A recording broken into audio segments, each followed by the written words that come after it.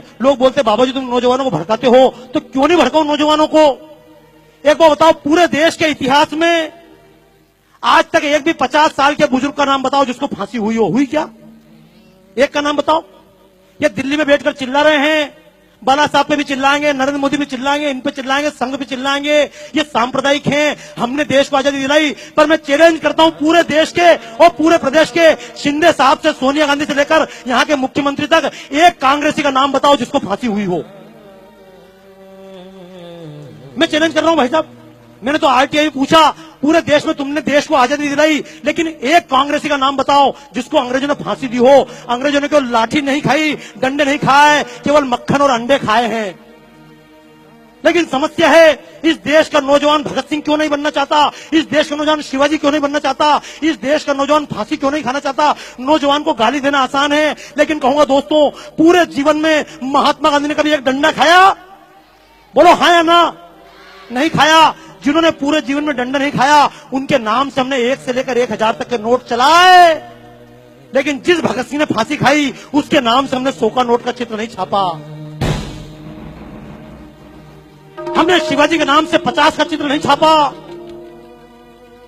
और सांप्रदायिकता की बात नहीं है, ये शिवसेना के मंच से खड़े होकर कहना चाहता हूं इस बात को, अशफाक उल्लाह की कुर्बानी भूलना हम पाएंगे।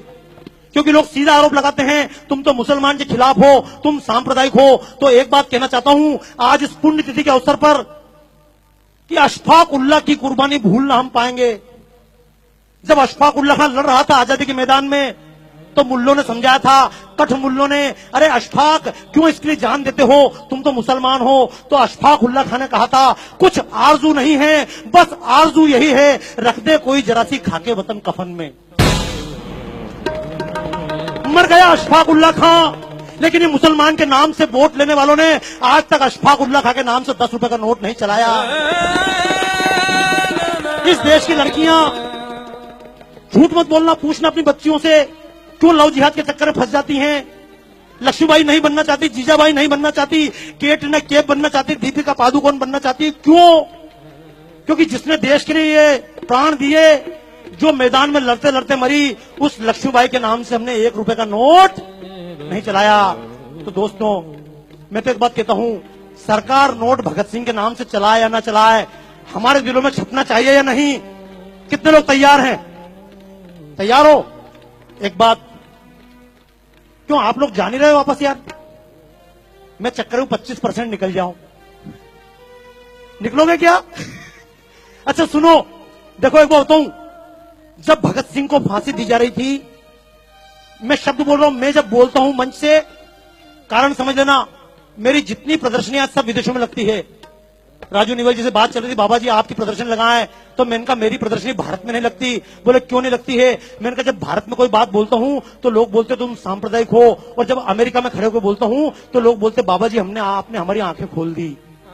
तो कारण समझना दोस्तों, जब महात्मा गांधी ने लॉर्ड इरविन से बातचीत की थी, समझौता हुआ था, तो लोगों ने कहा था महात्मा जी, भगत सिंह ने किसी की जान नहीं ली है, संसद भवन के कोने में बम फेंका है, किसी व्यक्ति पर नहीं फेंका।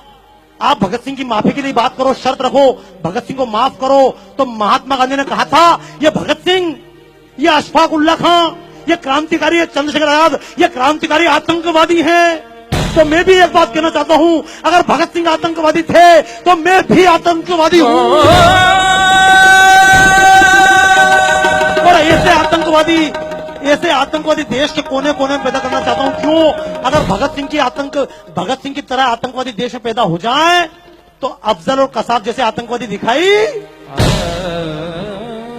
तो बोलो देश के नाम पे आतंकवादी बनना चाहते हो? अभी तक लोग मजहब के नाम पे आतंकवादी बने, जातियों के नाम पर आतंकवादी बने। हालांकि आतंक का मतलब यह नहीं कि बम लेकर निकल जाना, मारोगे किसको मारोगे? देशवासी को मारोगे क्या? लेकिन कम से कम और किसी को मारो मत मारो, अपने स्वार्थ को मार लेना। जब कभी वोट देने जाओ तो जाति देखकर वोट मत देना।